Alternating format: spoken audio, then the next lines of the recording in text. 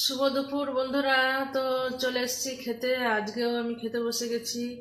তো রোজই আমি এই টাইমে খেতে বসি আর ভিডিওটা বানাই যে আমি কি খাচ্ছি না খাচ্ছি। গরিবের সংসারে শাক ভাত নুন ভাত ফ্যান ভাত যাই জোটে আমি তাই খাই আর তাই আপনাদের সঙ্গে শেয়ার করি। তো ভিডিওটা কেমন লাগে আমাকে একটু কমেন্ট করে জানাবেন। তো চলুন আমি কি রান্না করেছি আপনাদেরকে দেখাই। তো আজ আমার এখানে আছে ভাত।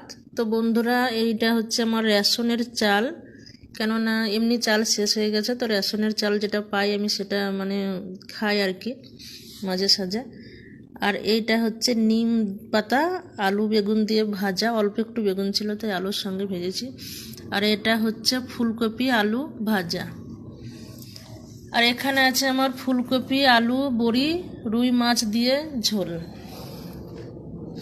তো বন্ধুরা, আজকে হচ্ছে আমার এই রান্না।